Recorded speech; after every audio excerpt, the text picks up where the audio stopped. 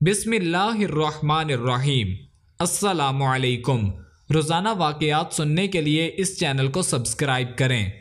بنی اسرائیل میں ایک نوجوان تھا۔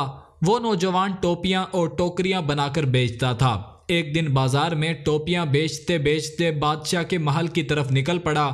محل میں ایک حسین شہزادی کی اس پر نظر پڑی تو اس نے اپنی خادمہ کو بھیج کر اس نوجوان کو بلوا لیا۔ نوجوان نے سمجھا کہ شاید شہزادی صاحبہ نے کچھ خریدنا ہے۔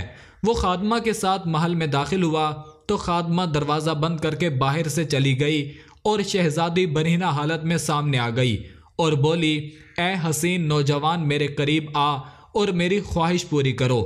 نوجوان نے کہا کہ اے شہزادی، اس رب سے ڈر جو بڑا بے نیاز ہے۔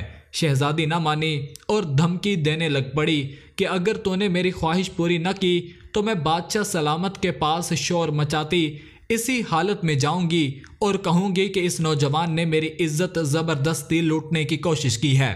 اب نوجوان بڑا پریشان ہوا اور کچھ سوچ کر بولا، اچھا مجھے نہانے کی اجازت دی جائے تاکہ میں صاف ستھرا ہو جاؤں۔ شہزادی بولی، ٹھیک ہے، پر یہاں نہیں نہانا تم نے، کیونکہ تم بھاگ جاؤ گے۔ تم اس خادمہ کے ساتھ 40 فٹ اوپر محل کی چھت پر جا کر نہاؤ۔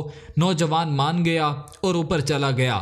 وہاں جا کر جو اس نے دیکھا کہ اب کیا کروں، تو اس کے ذہن میں اس کے سوا کوئی اور حل نہ آیا کہ 40 فٹ پر سے چھلانگ ہی لگا دی جائے۔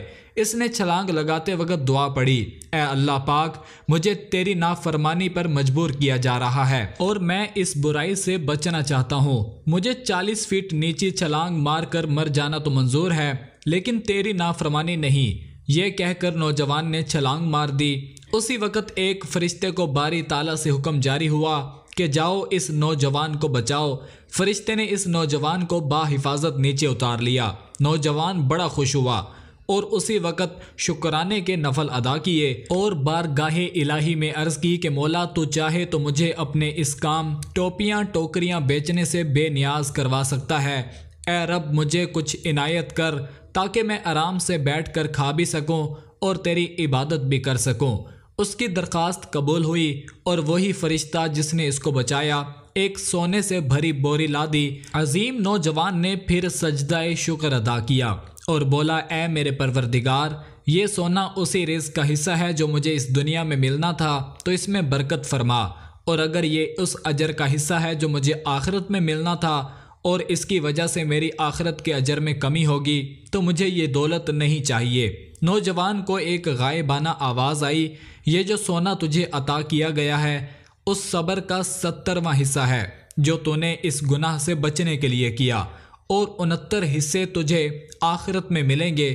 اس نوجوان نے کہا، اے میرے مالک، مجھے ایسے خزانے کی حاجت نہیں جو آخرت میں میرے اجر میں کمی کا باعث بنے۔ چنانچہ نوجوان نے جب یہ بات کہی تو سارا سونا اسی وقت غائب ہو گیا۔ مزید اسی طرح کی ویڈیوز دیکھنے کے لیے چینل کو ضرور سبسکرائب